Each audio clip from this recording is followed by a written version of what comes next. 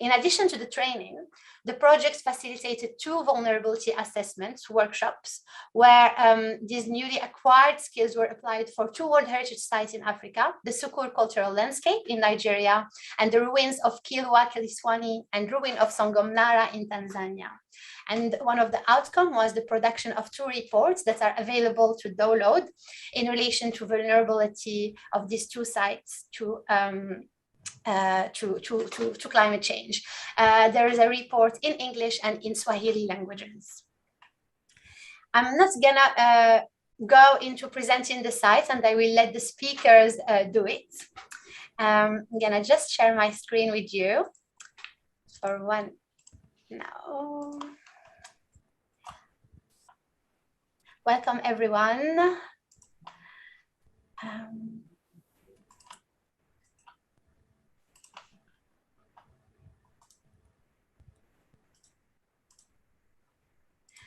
So can I ask to support me with one of my speakers who are not able to join the session? Zizi, if you can send me the link, Yoliswa, if you can send me the link by email, this will be helpful, so I can share it with my speaker, please. Okay, Yoliswa, I'll send it to you now. Yes, because I can't copy it from the chat actually. Thank you very much.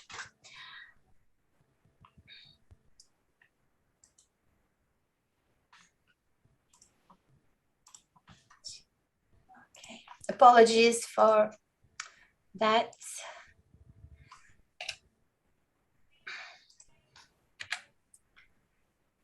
So this is the website for CVI Africa project, where you can access to the training material, but also to the reports that have been developed for the 2 World Heritage Sites.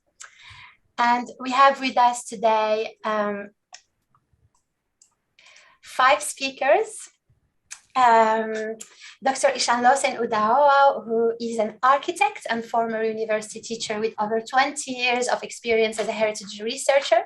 She's particularly interested in the nexus between heritage conservation, infrastructural development, and climate change. She was part of the team that assessed the likely impacts of the proposed multi-billion Lamu Port and Lamu Southern Sudan Ethiopia Transport Corridor project on the World Heritage Site of Lamu Old Town in Kenya. And she's currently the Vice President of ICOMOS-Nigeria. We also have with us Mercy Mbogebah. She is the site manager for ruins of Kilwa, Kisiwani, and ruins of Songomnara World Heritage Sites. She is doing amazing work in ensuring thorough maintenance of the site, and she assists in building resilience and sustainability at the site level. We also have with us Simon Musasizi, who didn't join the discussion yet. I need to we have some issues, but he's joining. He's working to mitigate the impacts of Rwenzori mountains melting snow on the Konzo and other communities.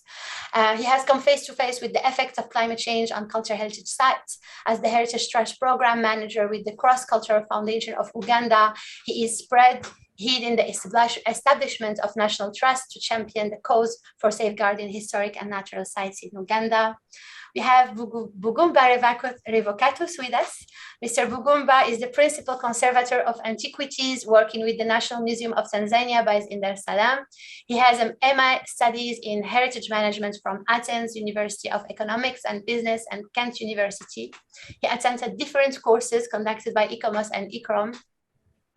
And he has been a site manager for the ruins of Kilwa Kisiwani and the ruins of Songomnara for 13 years. And finally, we have Dr. Haruna with us. He has also some issues connected to this call, who is a university lecturer at Federal University of Kashmir.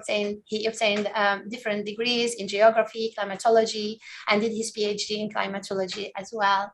All these speakers have been really active in during the Climate Vulnerability Index project in the 2 sites in Africa, but also Simon was a trainee, and he has been learning from the process, and all of them will share their experience with us today. So first of all, I'm just gonna ask Dr. Ishan Lawson, if she can talk us through the sites of Kilwa. I have some pictures here. Thank you.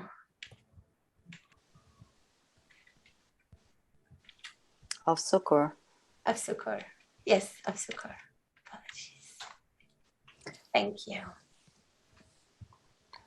So thank you very much, Salma, and I must congratulate you for, being able to herd all of us together like this, despite all the challenges that we're currently facing with the connections.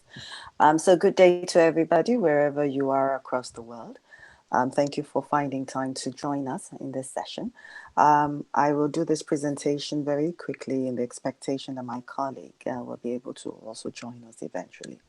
So the CVI Africa project looked at 2 World Heritage Sites in Africa. One was the Soko Cultural Landscape in Nigeria, and the second one is the Kilwa-Kisiwani World Heritage Site in Tanzania. Soko Cultural Landscape is located in the Mandara Mountains of northeast Nigeria at the border between Nigeria and Cameroon. And so the population that lives on this World Heritage Site is actually contiguous with a similar mountain population on the Cameroonian side. And currently that site is also on the Cameroonian side, it's being considered to extend the World Heritage Site to the similar sites on the other side of the border. Sukur was inscribed on the World Heritage Site on the World Heritage List on account of its architecture, which is the stone-based architecture that we see on the screen. It is also notable for the intangible aspects that are related to the site, the intangible aspects of the cultural and religious, this entire landscape. The paved stone pathways are in local lore said to have been constructed by giants a long time ago. And there has been, the community has shown adaptation over the years, being located as it is on this flat plateau on the Mandara Mountains. In terms of agricultural production, they have come up with very ingenious ways of terraced agriculture, so that they're able to fend for themselves along through agriculture by farming that very that very sloped path along the mountain. Can we move on to the next slide, please?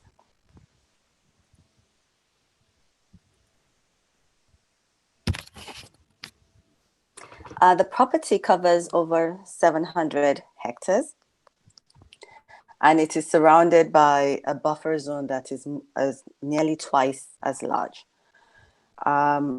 We have as we already know, that cultural heritage is the composite of both a tangible and intangible heritage. And in this landscape, we see a lot of the elements that make that define the cultural heritage landscape in terms of the cultural practices, the belief systems that are associated with those terraced, the agricultural terraces, with the construction techniques, and with how the people respond to the reality of a very difficult environment. And so when we went into the CVI project, the question for us was, what would be the challenges that climate change would pose to this cultural landscape, which is not a coastal site? I mean, for coastal sites, it's very clear that we talk about rising water, rising sea levels and the rest. But for a site like this, what would be the challenges that that climate change would pose to it? As you can see on the screen, the architecture of Sukuru is particularly unique in terms of, the use of the stone. The buildings that you see there are actually, with the thatch is actually raised on top of earthen domes. So each of those thatch roofs is not raised on a wooden structure, but on a thatch dome, on an earthen dome that is raised either on circular buildings or on square buildings, which is part of the uniqueness of this site. Next slide, please. Okay. So I'll stop here okay, thank you. So during the workshop, I think we can move to the next one. During the workshop, one of the things thank you, Ishan. Listen, we're gonna go to Simon, who gonna present another heritage site that is not a World Heritage Site, Kororo Waterfalls. Simon, are you here? Yes, I'm here. Amazing. Apologies with my network, but I hope you can see me. Yes. All right.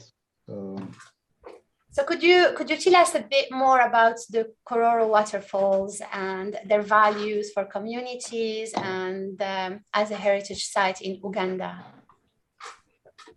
Okay, thank you so much, Salma, and everyone that is on. My name is Simon Musasizi. I work with the Cross Culture Foundation of Uganda. It's a non-governmental organization that works to mainstream culture and development. Unlike others, we don't run this site as an organization. We work with the stakeholders to manage this site. And again, I'll be speaking about Kororo Waterfall in the bigger context of the Rwenzori Mountains National Park, which is a World Heritage Property. So this waterfall is located in southwestern Uganda and is treasured because of its cultural significance as in conflict resolution for the Bakonjo people, who are the majority ethnic group around the Rwenzori Mountains National Park. As you notice, there are many other ethnic groups around there, but this site is more significant to this particular ethnic group. It is located along River Kabiri, which is one of the more than 50 rivers that are running down the Rwenzori Mountains National Park. And as you will see, there's been, as you notice, the Rwenzori Mountains National Park, when it was gazetted as a forest reserve in 1991 and later in 1994 as a World Heritage Property, it was gazetted more for its natural value, which were exalted, in my view, at the expense of the cultural values. So this created a little bit of disconnect between the community and then the park. And there have been a lot of activities that have been happening outside the national park that directly affects the national park. As you will notice, if we had good pictures here, there's a lot of deforestation around the hills that surround the national park.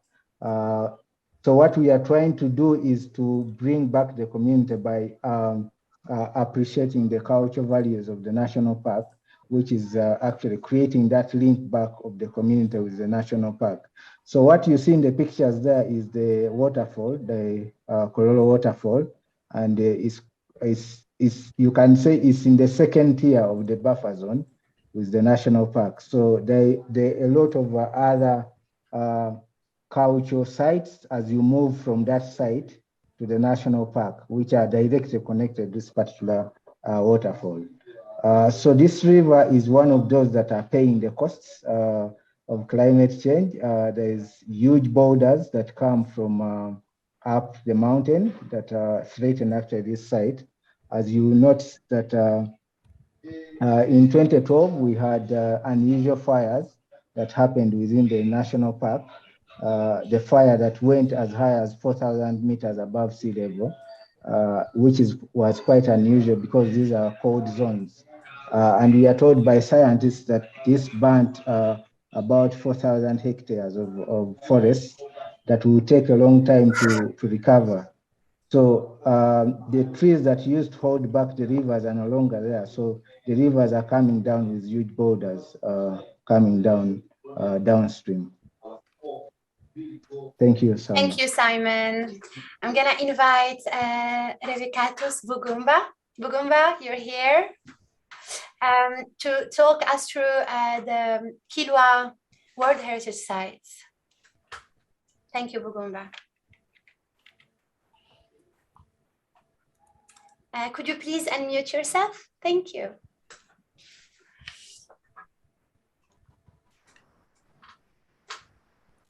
Hi, Salma. Thank you for inviting me. Good afternoon, everybody. I'm Revocatus, and my Salma has already introduced me.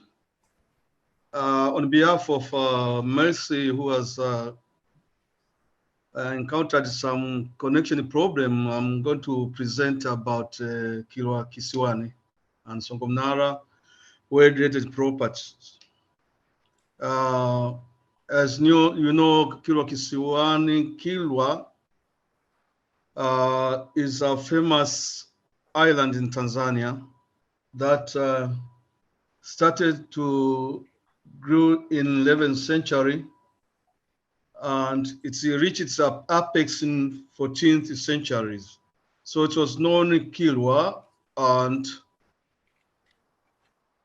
the name Kilwa comes from we read it from Portuguese traveling accounts that say that write about Kilwa. But currently we call Kilwa Kisiwani because Kisiwani in Kiswahili is an island. So Kilwa Kisiwani is an Kilwa, the island. And Songomnara is another island almost 30 kilometers away from Kilwa Kisiwani. As I said previously, that this site grew and started to become strong mainly in the 11th century to 14th century, when it was dominating the trade along the East African coast, and it used to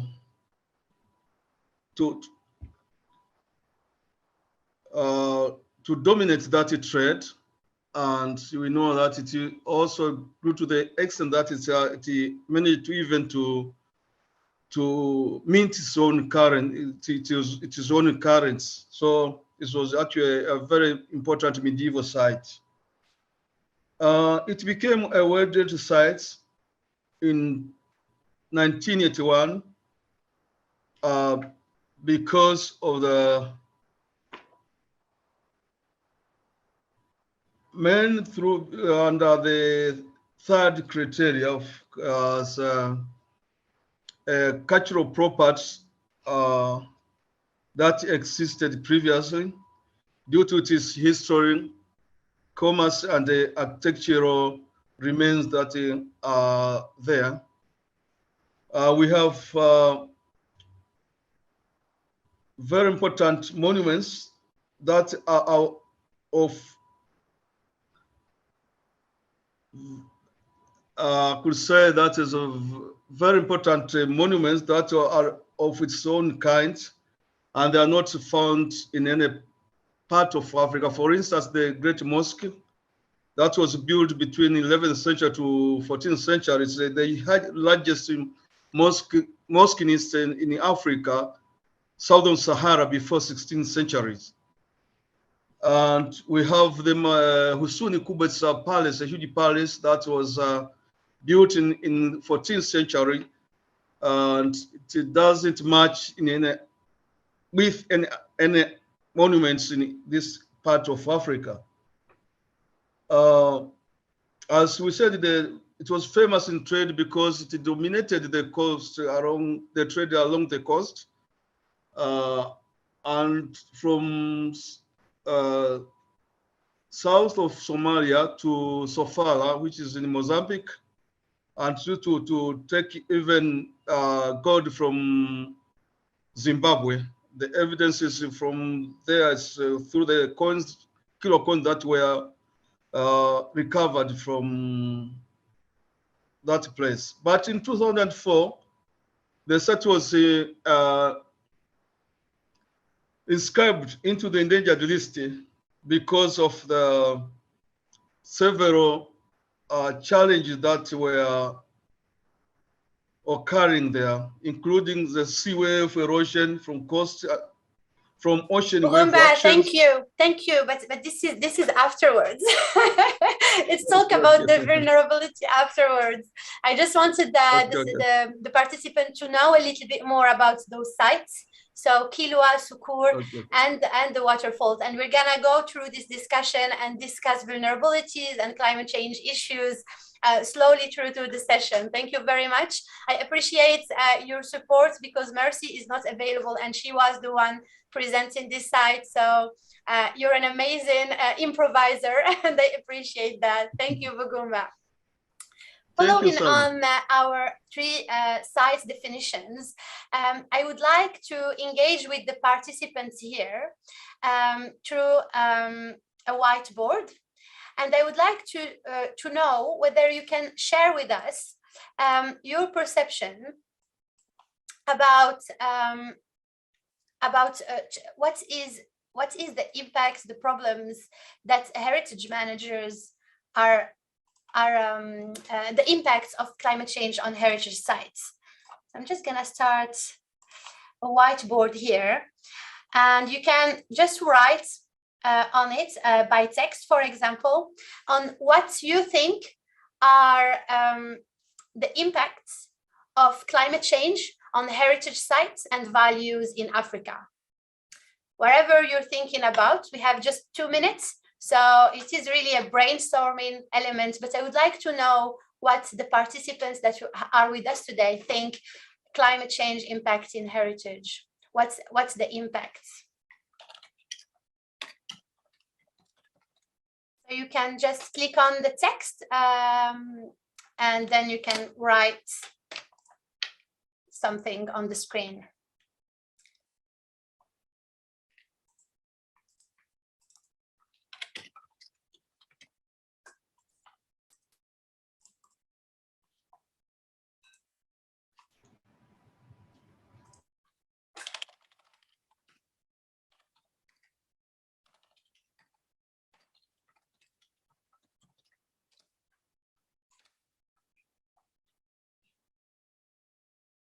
You can also write on the chat if you're not able to write on the whiteboard, then they can add it to the whiteboard.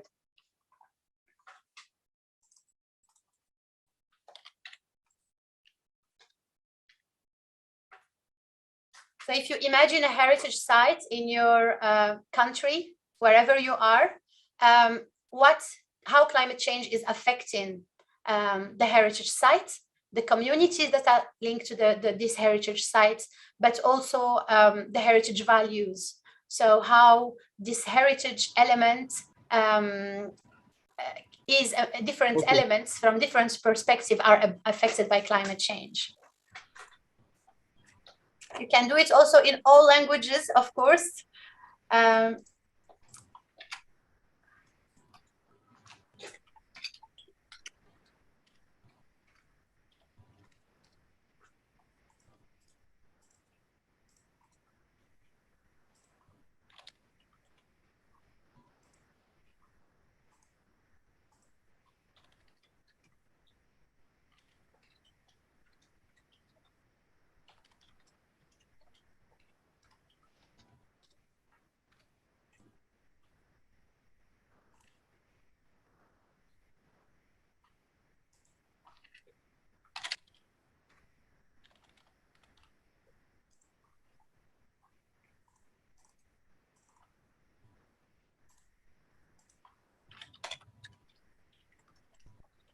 So as you can see on the whiteboard, we have different ranges of heritage impacts from climate change. For instance, loss of the outstanding universal value, loss of land, sea erosion, loss of biodiversity, which are all loss that are linked to losing assets, losing physical elements.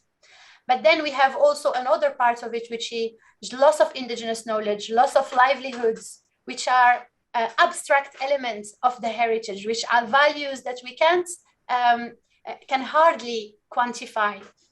And it is of actually the big gap in the heritage assessment literature in relation to vulnerability, is how if we lose this site, or if we lose this land, how it will affect our livelihoods and our values.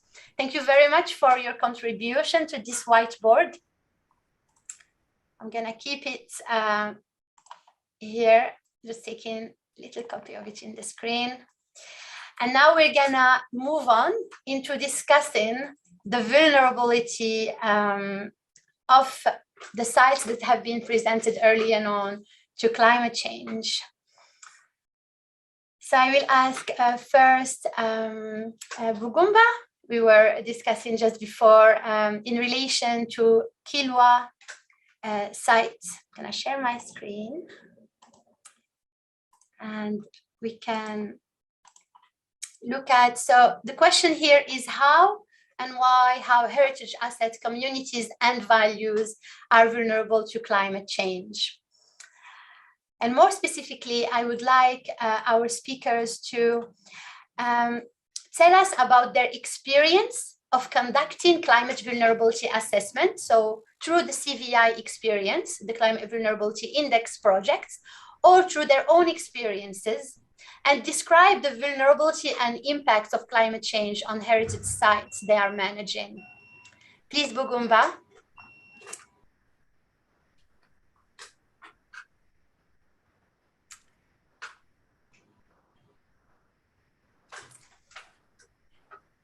Bugumba, are you here?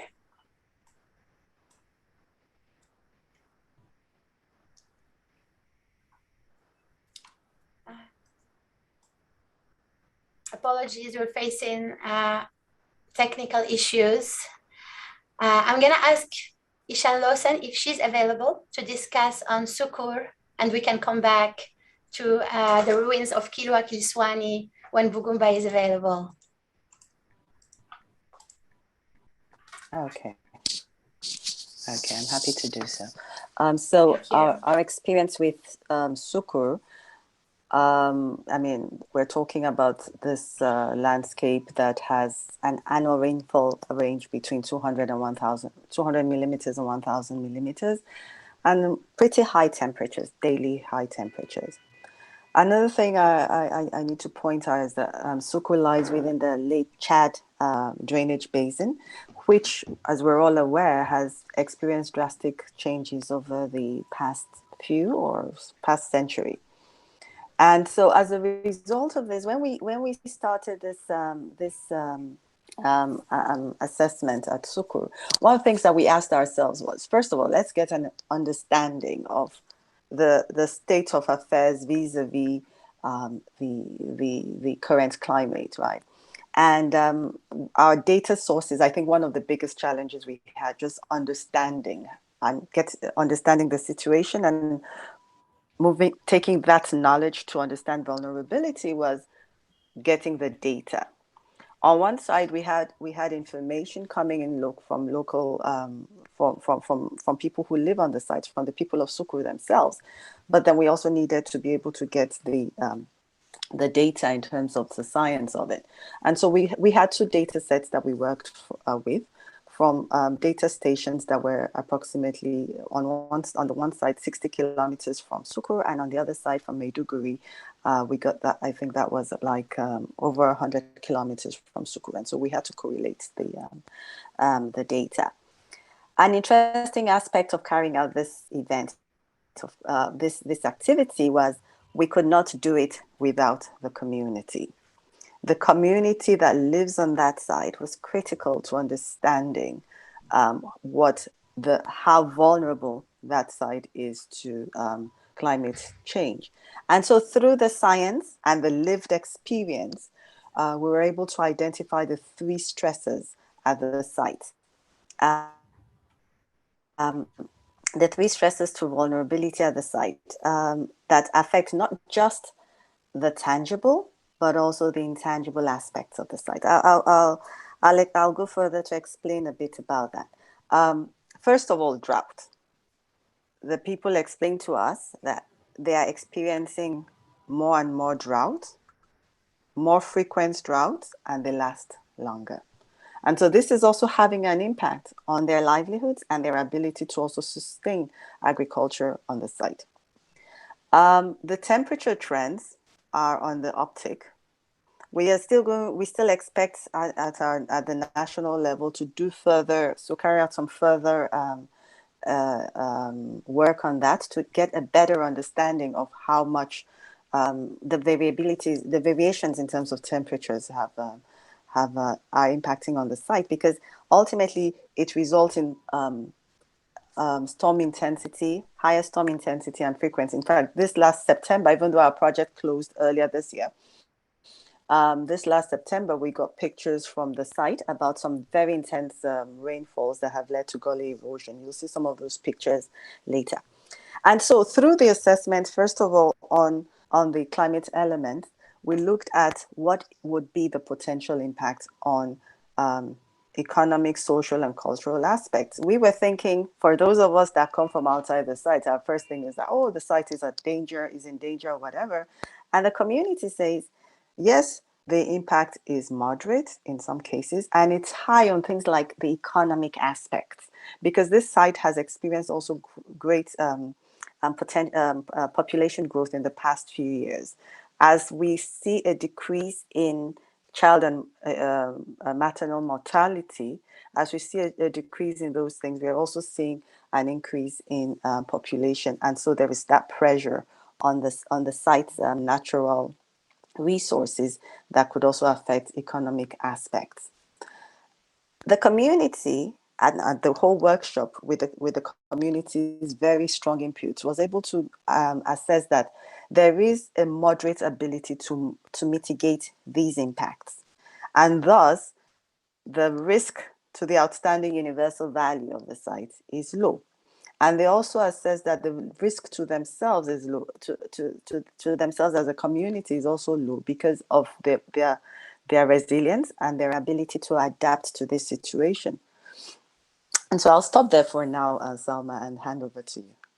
Oh, sorry, I forgot. I mentioned earlier about the pictures, about the flooding. Now, this flooding took place. Now, let's recall that Sukri is at over 1,000 meters above sea level, right? So this flooding is all the water coming down from the hill into the adjoining buffer zone. And I think the next slide will show us some of the damage that was done by this rain. This was on 22nd September. Sorry, not 22nd September. I think it was just last week. Today is the 19th. Yeah, I just wanted to invite and welcome Dr. Haruna Audu Omar, who's also have been working on the Sukur project and who sent me all these pictures. So if you have any comments in relation to the pictures, Haruna, please let us know. Are you able? Are you connected? We can't hear you. We are dealing with a lot of internet issues, but this is the reality of a lot of places in Africa. It is really difficult to be doing online workshop, and it just gives you also an impression of the difficulties that are facing managers working in heritage sites that are really far away sometimes from cities, and for whom the connection is not always available. And I'm gonna ask Ishan Lawson to come back to the, to the discussion because we can't hear Dr. Haruna. Apologies about that. Okay. So I was just going to, no worries, there's no worries. So just these pictures show some of the damage that have taken place in the past week from torrential rains that have fallen. And so the drainage has happened down the mountain and into the buffer zone. And so you've had houses that have been destroyed. Keeping in mind that this site faced insurgency attacks back in 2014. But the risk to it from climate change, I think, might be actually higher because it's not about a specific targeting. It happens all over a particular landscape. And so we see now that people are faced with the reality that they have to rebuild. They have lost property. And so how do they, adapt in the face of all of that? These are some of the challenges that we will have to be able to think through, because it also means that the agricultural terraces may have been damaged in one form or the other. This is something that we will have to be in contact with the community to find out about the situation of their agricultural terraces and the impact, if any, on harvests this year. I'll hand back to you, Salma. Thank you. Thank you very much, Ishan Lawson. I want to welcome Mercy that finally could join us in the chat. Mercy, are you here?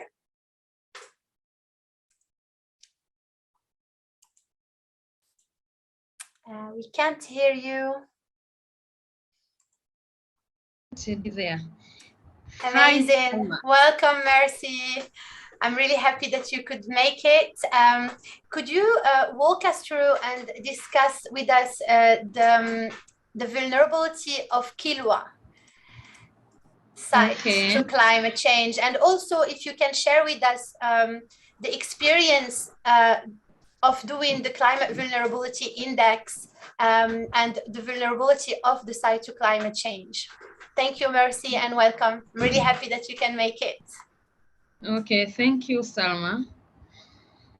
Hi, everyone. I've tried to explain a little bit about ruins of Kilwa Kisiwani and the ruins of Songomnala, as Bugumba already explained about historical background of Kilwa. To summary, Kilwa Kisiwani and Songomnala is an archaeological and historical site, which dates back from 9th to 19th century. Inside, there are a lot of monument structures like Fort, Malindi Mosque, Husuni Kubwa Palace, the ancient wells, small mosque, and so on. But the old monuments at inside are impacted with the climate change, as you see in the pictures. And the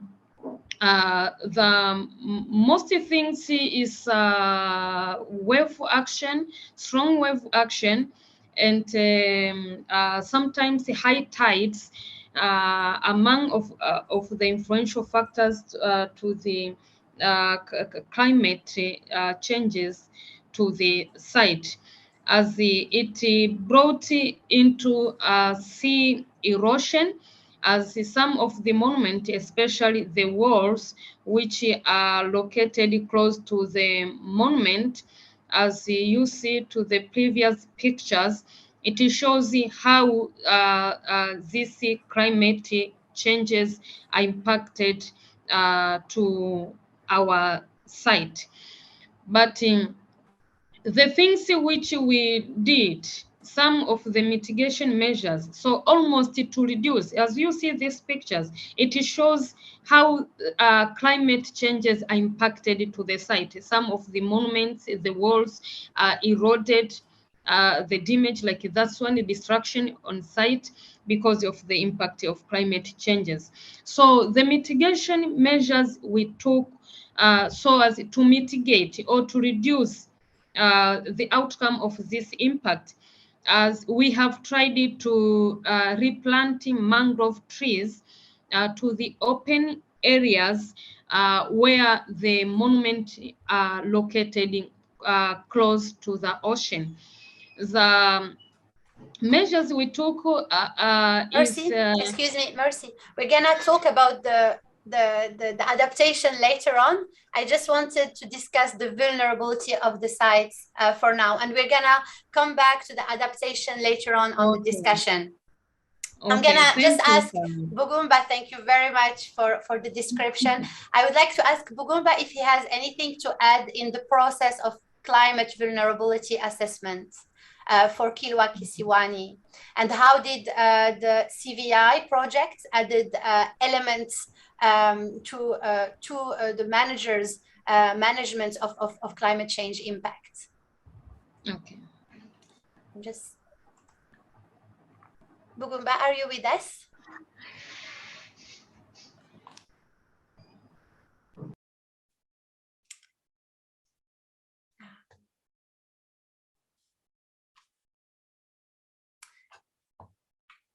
So because I'm not able to reach out my speaker here, we're gonna move to another site, which is Kokoro Waterfalls. Simon, are you here? Yes, I'm here. Thank you. So could you share with us your experience working in the vulnerability of these heritage sites and how the communities and the people have been affected by climate change? Okay, thank you so much, Salma. Again, I need to say that the focus of our training was on Sukuru and Kira, but I was able to test the CVI tools on the Rwenzori Mountains National Park. And I will say that the climate stressor that we were able to identify. I couldn't follow well because, yeah. Oh, apologies, Bugumba. We're gonna just let Simon continue and we're gonna come back to Kilwa. Hello.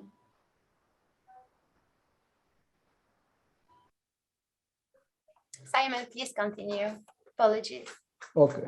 All right. Thank you so much, Salma. I was saying that I was able to test the CVI tools on the Rwenzori Mountains National Park as part of the training. But yes, the emphasis, as it has been highlighted, was on Sukuru and Kira. It wasn't on the Rwenzori Mountains National Park. So we were able to identify the climate stressors for this region as being the temperature trend. We are all aware that the temperatures around this area are increasing every day. And this has had a significant impact on the other stressor now, which is the snow cover change, which has reduced from 7.5 square kilometers to now less than 1.5. And again, we will see how that impacts on the community. So that brings us to the third stressor, which is the flooding. This has had a great impact on the water bodies. The rivers that are running down this mountain are now having larger volumes. I think I've had people say that the Lake Victoria right now is the only lake that is increasing in size and volume compared to other lakes around the region. And that is quite interesting. As we live in the Lake Victoria Basin, and all these rivers, most of them are supplying this Lake Victoria. So we are witnessing, I mean, if you had speak about the OUV of the national park, the impact is high. I mean, we know why the Rwenzori Mountains was inscribed for its, for example, outstanding stunning views of the glaciers. But if they're reducing in terms of size, then we have to think twice if the tourists will be able again to come and be interested in this site. Of course, the flora and fauna also has a big impact. We are seeing endemic flora and fauna of this region being affected as the temperatures rise and the snow melts. But in terms of the impact on culture, we are seeing changes in settlement patterns. As you see, the people around this region are much connected to water bodies. But now with these distractions that are happening, we are seeing people moving away from the water bodies, moving further away from the water bodies. And this has had a huge impact on their heritage, especially the intangible heritage. For example, the people that we call the Bakonjo, actually their cultural institution is known as Obusinga Warenzuru Cultural Institution. Nzururu actually means snow, but if the snow disappears, I don't know what that, it will leave them the same way, especially even with the naming tradition we have. I think they have one of the most unique naming tradition where you are named according to the stage in your birth, if you're first born, second born, or third born. And some of these names are connected to the water bodies, but also with now the call to reduce on the number of kids being born because of the population pressure is also having impact on their naming tradition. We have also seen a loss of medicinal plants. Many of these riverbanks are known to be special places for important medicinal plants. And most of these have been washed away as these rivers are swept away. As some people have mentioned already, there is loss of traditional knowledge, especially in craft making, making of musical instruments. All these have been impacted. But also, as to note, this region is a water catchment area for not only Uganda, but across the border to Democratic Republic of Congo. The rivers, I mean, the mountain, as we say, it sustains about 50 rivers, and some of these flow into the lakes that we know around. But the most important one is Lake Albert, where the Nile actually joins, flowing into the upper north of Africa. So if Rwenzori is actually one of the source of waters of the River Nile, then it's going to affect several people going upstream. Yes, we are experiencing floods and droughts in equal measure, and science are actually explaining some of these things as the temperatures increase, the atmosphere is capable of holding on the hot air for long, and then releases it at once with tremendous impact on the community. Thank you, Simon. Thank you very much for sharing with us how changes in snow, in water flows can affect not only the natural environment, but also the cultural values that people, indigenous communities and local communities have created with their environments. And how sometimes, in my experience as well, working with an indigenous community in the Parc National du Bon d'Arguin in Mauritania, changes and erosion, coastal erosion, and changes in small areas and in small elements of the natural environment can affect hugely the culture of indigenous communities, because they are so linked to some specific patterns. And when there are changes of those patterns, there is a change that is never have happened before for a lot of the communities. So thank you very much for sharing. And I'm gonna give, stop the sharing, and would like to ask you, from your experience of doing the climate vulnerability index, so doing this assessment that is going one element by element for looking at the vulnerability of the OUV and looking for the vulnerability of the local knowledge. What were, as trainees, but also as project managers during the CVI projects, what was your main learning about conducting the vulnerability assessment process in World Heritage Sites, but as Simon did as well, taking this learning and doing it for a site you are managing? I would ask Ishan Lawson to start. Thank you. Thank you very much, Salma. Well, I would just want to ask, if you permit me, I don't know if Dr. Haruna is able to speak up. I'd like to give him, the opportunity to contribute his experience, and then then I can come in if necessary. Yeah. Thank you. Dr. Haruna, are you able to come in?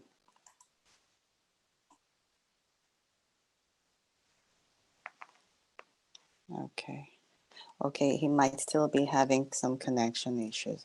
Okay, so very quickly, we got, Dr. Haruna, please go ahead.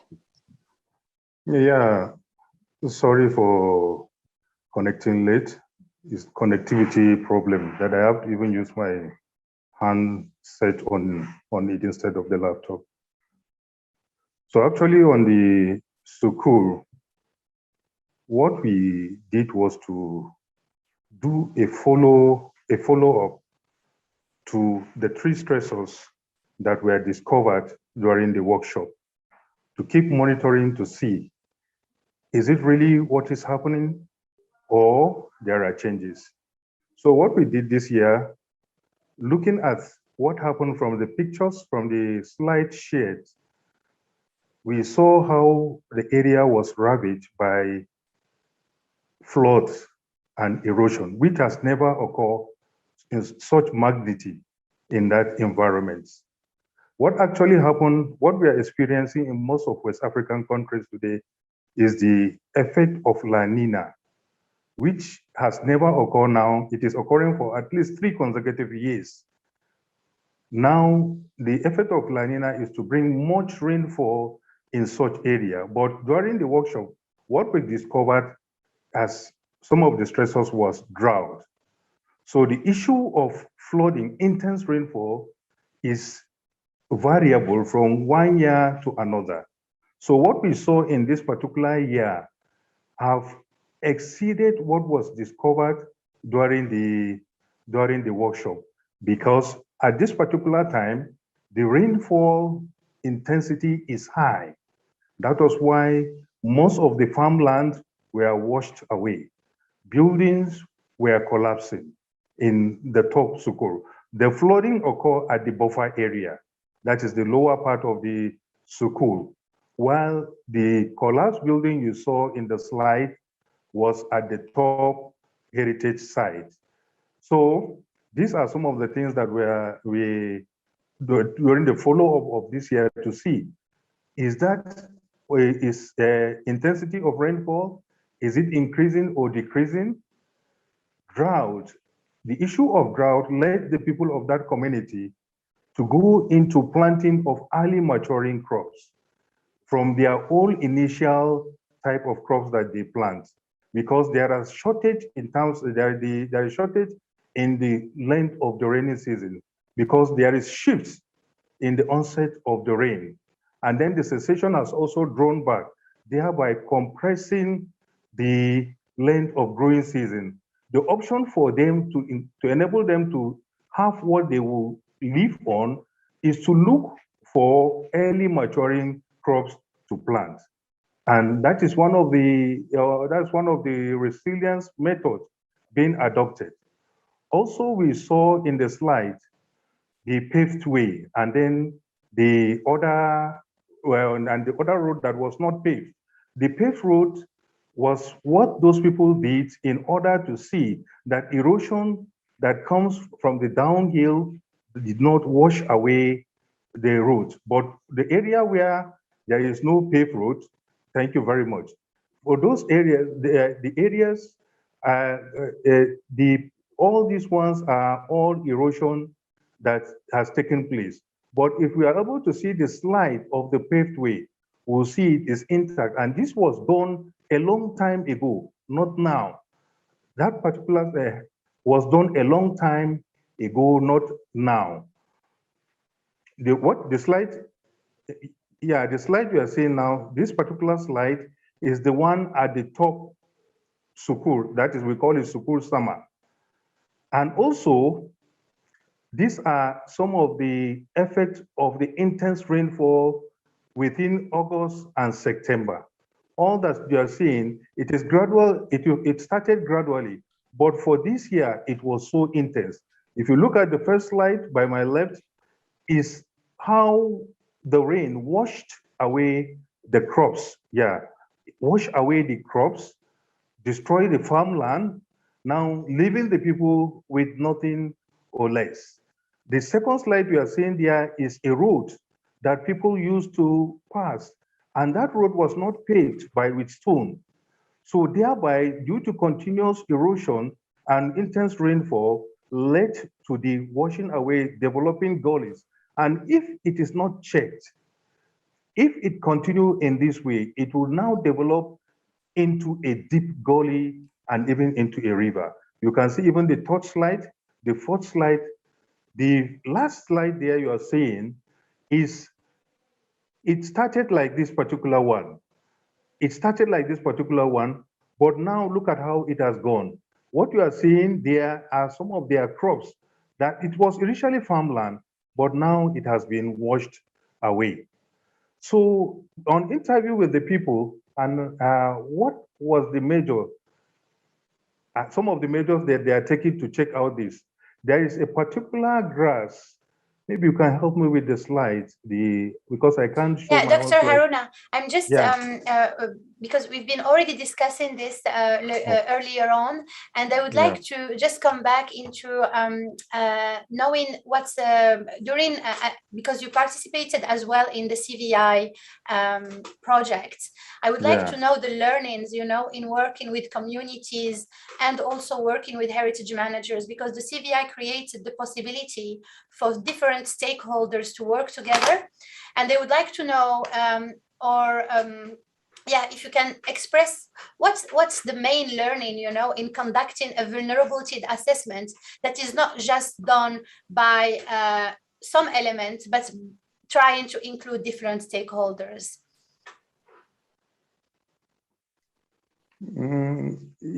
For the learning. Exactly. The learning from during the CVI workshop. Exactly. Yeah. What prompted, well, that was what even prompted to see, because if you're talking of a CVI, you will need some elements of the weather for you now to get the data to conduct such a research. So what we did, the first thing we did with other stakeholders was to see how we can have a weather station installed on the Sukul mountain so that data can be collected.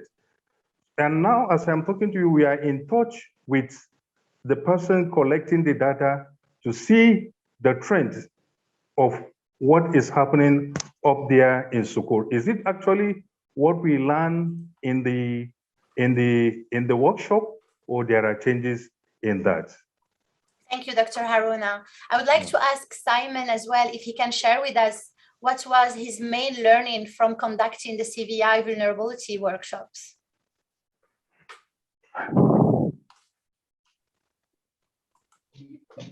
Okay, thank you so much, Salma. So for me, I'll mention one special aspect, I think, for CVI. That special aspect is the spatial property value that this tool introduces. To me, I think it was really an important tool in terms of investigating in detail the impact of climate change on other values of the property.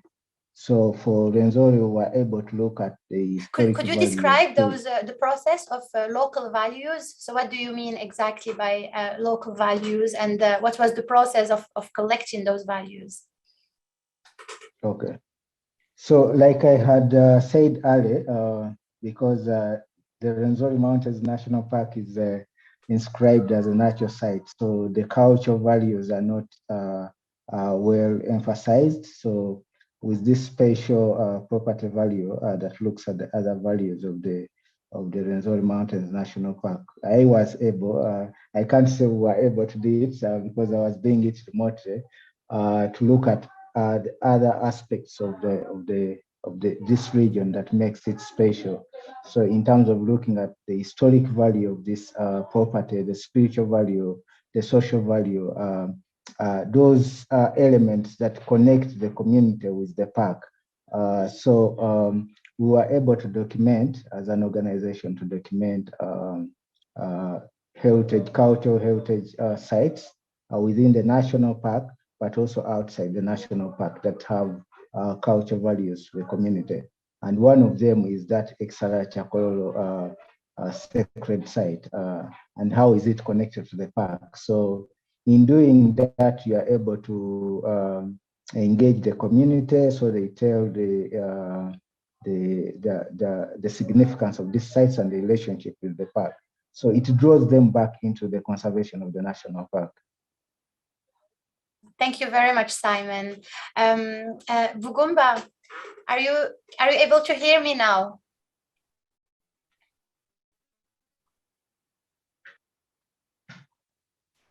Yes, I could hear you now. Yes. Amazing. Yes. Could you share with us in relation to your work with Mercy in Kilwa, What was Yes. the learnings from conducting the climate vulnerability index, working with climate scientists, working with the communities, and working with heritage managers, and having different aspects put together?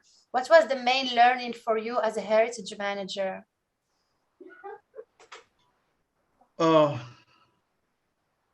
My experience in this training actually is hugely related to the multidisciplinarity, how you could work together and come out with some reliable solutions. As you know, for instance, we engage people who are dealing with climate change. We could be able to learn some trends about climate changes in Kilwa that are happening and will happen in the future. So it's a new learning for me, and the way we could engage also other scientists like the engineers who deals with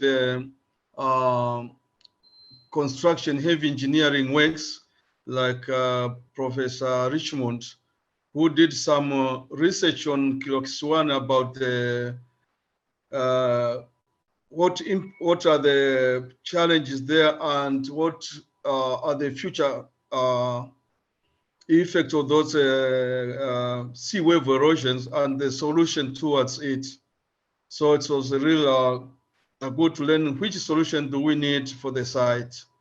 And for the local community, which was able to, when we engaged them, we made to learn about some of the solutions, particularly in combating the stressors, particularly those related to precipitation, such as how to reduce the gullies by building some like walls or building some protected walls along the coast. So it's their knowledge that people do have in that area. Thank you very much. And in the other hand, through that, I learned that we could use this kind of learning to write our what we call the state of conservation reports. As you know, the state of conservation reports was mainly tied to the standing monuments and sites, but this approach goes as far engaging other values outside that. And I knew that those related values, they do add value to the OUV. So the impacting them also, they could assist in removing those the outstanding universal values. So the other values and the universal value are actually related. So even our future conservation, set of conservation reports should also not only be tied to the questions that are asked by UNESCO, but they should also engage other things that really do impact the OUV. Thank you, Bugumba. Mercy, do you have anything you would like to add to that?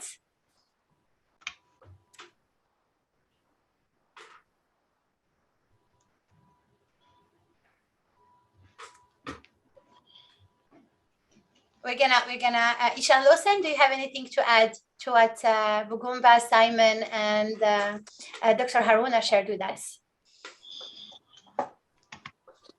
Okay, just very quickly, I think one of the things for me regarding this exercise was, and I think Bugumba has mentioned this, is the need to have a multi-stakeholder approach. When we're doing climate and heritage, we're striding two communities of practice: the climate sector and the heritage sector, and we have to speak a language that we both understand. When we take our jargons from climate and make sure that the person from heritage understands it, and vice versa. And so for us in Nigeria, dealing with this was critical from that perspective, to bring together people in academia somebody like Dr. Haruna, who has a background in climate change, and then he also has a background as a university teacher, and one our local partners, the American University of Nigeria.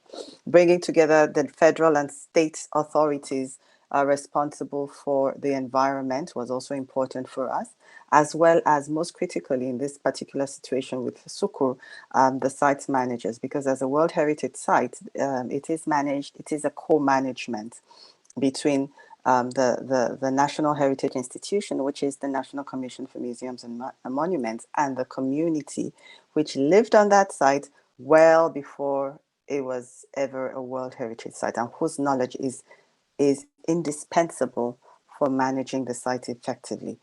And so on that note about the local communities, carrying out a climate vulnerability assessment cannot be effective if the people who have the lived experience and who are able to respond to the issues that they have to live with, that they have to grapple with on an almost daily or yearly basis, as the case may be, are not part of that conversation. It is important that they're part of the conversation. It should not just be a purely expert or academic exercise, but one that seeks to also open the door for local communities to be part of the discussion. Thank you. Thank you, Ishanlos, and thank you for summarizing all these points discussed in such a graceful way and concise way. I would like to invite our participants to respond to a poll that will be shared on a link on the chat in relation to what do you think are the challenges of heritage managers in relation to managing heritage sites in the climate change context. So I will be grateful for you if you can respond to the poll. Zizi, if you can please share it with our participants. Thank you very much. We're going to continue our discussion in relation to what can be done. We have assessed the vulnerability. We try to do it in a holistic, mindful, and fair way by including as many stakeholders we could in relation to our thank you.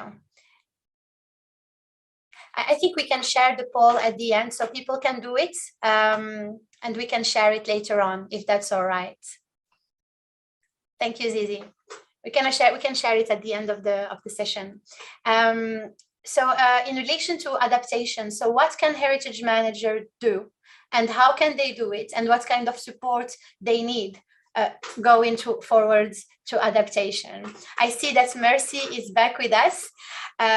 So I would like to know a little bit more about what were the adaptation responses. So following doing this vulnerability assessment in Kiswani and understanding different vulnerabilities to climate change, how managers on sites are responding either reactively or with preparation to climate change impact. I have some pictures I'm going to share with you, and I give the hand to Mercy.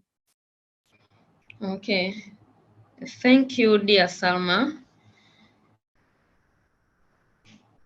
So I want to explain a little bit what we already do, or the mitigation measures we took so as to reduce some of the impact which facing our site. One of the mitigation measures, first of all, we collaborate with the local communities to the replantation of mangrove trees. As you see in the picture, this is a program we did in May during African World Heritage Day. As in Tanzania, the day was celebrated in Kilwa Kisiwani and Songomnala at a national level. So we use this event to collaborate with the local community and the people we invite from different regions who came to celebrate with us, so as to plant mangrove trees to the open areas. As you see, people who are standing close to these pictures where we put the seed of mangrove trees. This is among of the open areas at a site which lack mangrove trees. So at a time the wave action goes, it means that it goes directly to the wall because no mangrove trees. So we have tried to plant mangrove trees so as the wave action can go to the mangrove. So mangrove trees will act as the things which can reduce the wave action to go directly to the wall. But another things which we, as a measures we took is construction of gabion wall. Last years, we constructed a gabion wall at a Husuni Kubwa Palace. Can you show us the picture, Salma? We have tried to construct a gabion wall at a Husuni Kubwa Palace. Husuni Kubwa is among of the palace which we have at Kilwa Kisiwani, one of the historic building we have. So one of the impact in the palace is destruction of the wall, same because of the impact of climate change.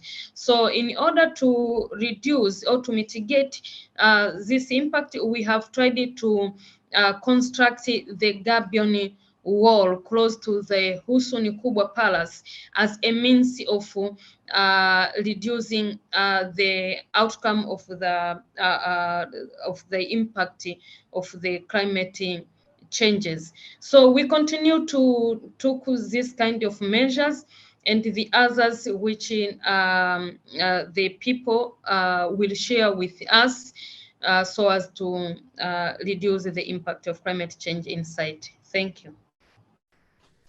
Thank you, Mercy. It's really interesting to see that when managing World Heritage Sites, even if they are cultural heritage sites, sometimes we need to go back to nature and to provide ecosystem-based solution to protect cultural heritage sites. And I think this is a reminder that this separation between cultural and natural doesn't exist really, and that in our management, in our future responses to thinking about a problem, we need to bring them back together, bring in the cultural and the natural side together, and try to see how both elements of the sites, of its values, and also the communities, the parts, like the human parts of the site together in responding. I'm going to ask Simon to jump in and share with us their responses in the Kororo waterfalls. Thank you, Simon. Thank you, Mercy. Thank you, Sam. Thank you so much, Salma.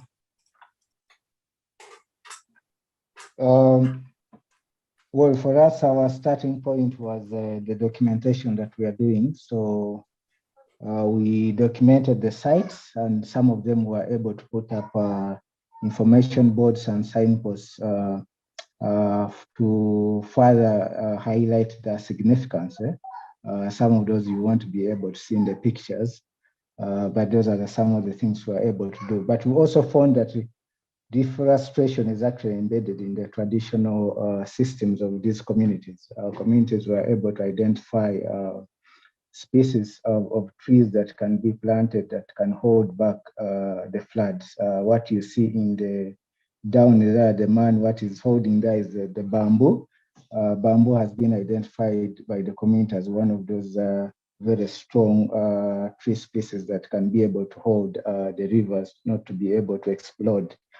But we also were able to see that other things like, for example, ritual cleansing of the ridges and water confluences, which are done by the communities, they're not just done because they're cultural things to be done, but we found that the actual way of raising awareness to the community that we have a problem and then we need to address it. So we were able to do some of these rituals with the community, and it played a great role in the community understanding the impact of climate change on their heritage. But we were also able to collaborate with our friends in the UK. What you see on your left is what they call the leaker dam. That was our first leaker dam to be done in Uganda, we can say. So the purpose of this leaker dam is to slow down the movement of the river so that water is able to circulate within the ground.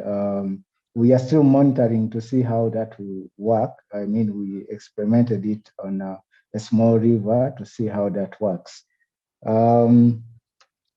The other things that we found very important are the taboos that are associated with the heritage sites. That is two pictures of the community trying to prepare seedlings. They have a nursery bed where they prepare those traditional, species of trees which are rare to find today. So we have provided them with a nursery where they can be able to create as many seedlings as possible. But we also were able to, in our documentation, to highlight the issue of the taboos that are associated with things, for example, like water bodies, forests, and so on, so that this information is further shared with the communities to be able to appreciate how the for our grandparents used to observe and preserve the environment. I think in summary, that is what we were able to do. Thank you, Simon. It's really inspiring to see the work with local communities in empowering them in responding to the challenges they are facing, because there is another aspect, to climate change affecting your livelihood, in terms of your mental health, your connection to the people you live with. And I think when you feel that you are empowered in responding to what's happening to you, and understanding, having this kind of understanding of this heritage site is affected like that, and I'm understanding what's happening around me so I can respond to it, is an incredible power give back to the heritage communities and heritage managers. I would like to invite Dr. Haruna to share with us their adaptation responses in relation to the Sukur World Heritage Site.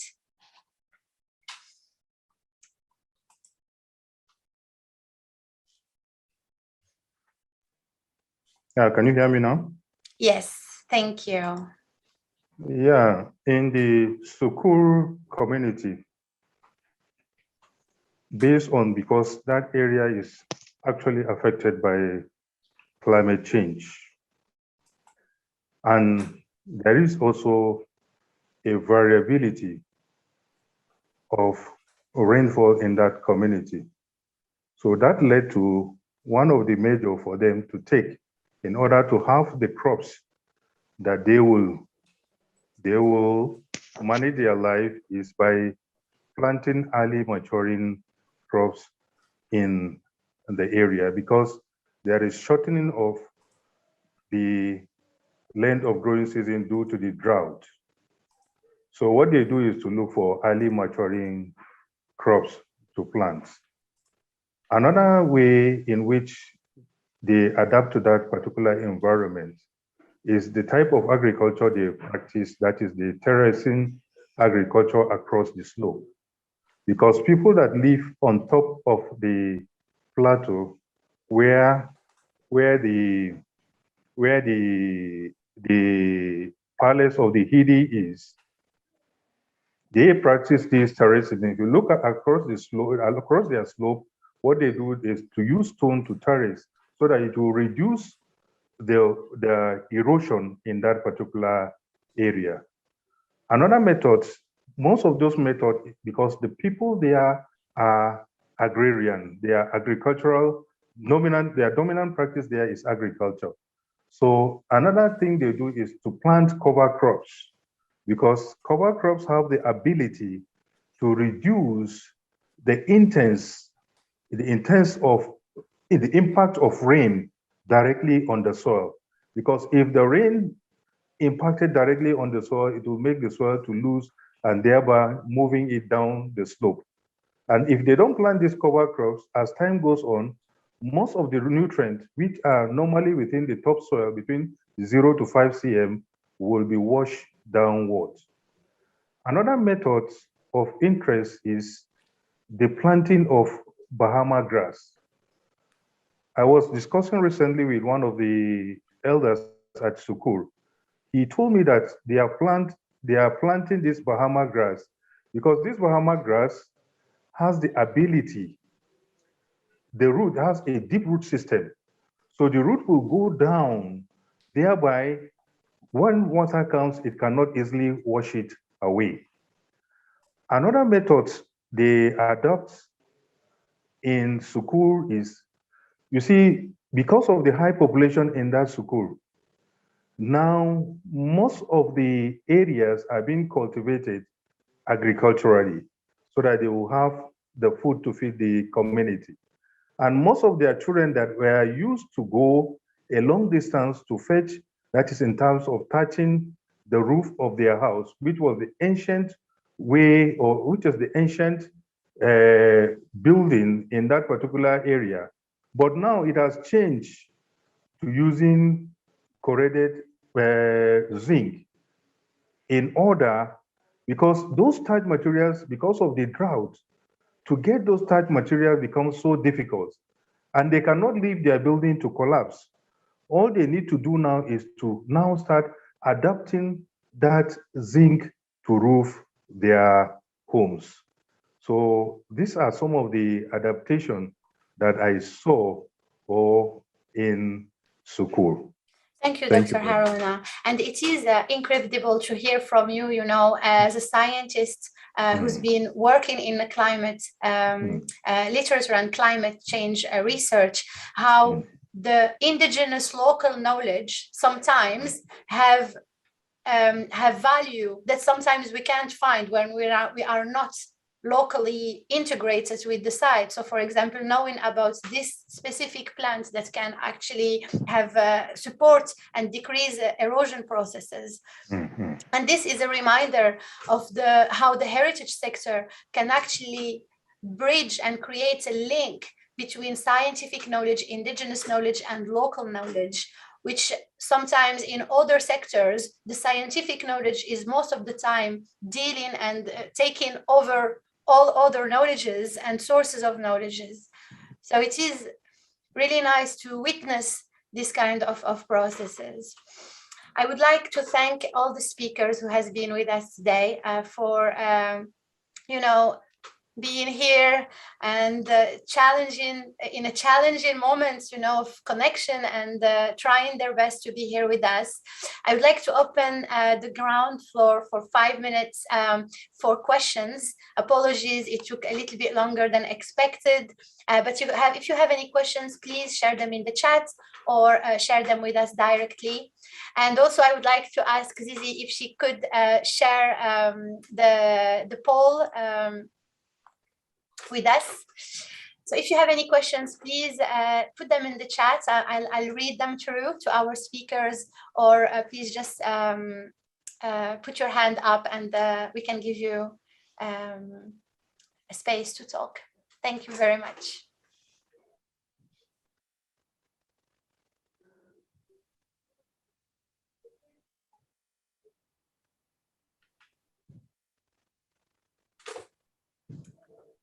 Okay, so we didn't have much participation in the poll. However, two of the main challenges that were said here is literacy and knowledge about climate change and integration of different knowledge systems. It's good to remind our speakers and our participants that when they were working on the Sukkur,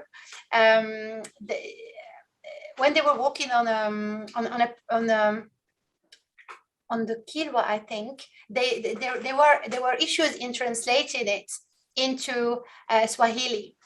So they wanted to do the report in Swahili, and sometimes it was really challenging to find some climate-related word in Swahili, and they had to contact ministries, and this is what Bugumba shared with me earlier in relation to finding the appropriate words to discuss. Thank you, Zizi. That's good. Rebecca, would you like to speak up? Okay, hi, Salma. Hi, Rebecca. Okay, I just wanted to thank the presenters. I wanted to ask Mercy a question, but I wrongly entered the enter button before I asked my question. I wanted to ask how easy was it to establish the mangrove trees when they were planting them?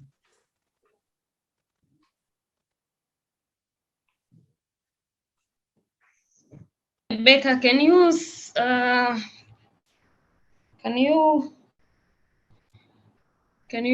ask again your question? Okay, I'm saying how easy was it to establish the mangrove trees when we're planting them? Were they easy to plant? Of course, the activity is, I can say it's not easy or difficult, but it needs you to be careful and close. Almost it takes 3 months to make sure that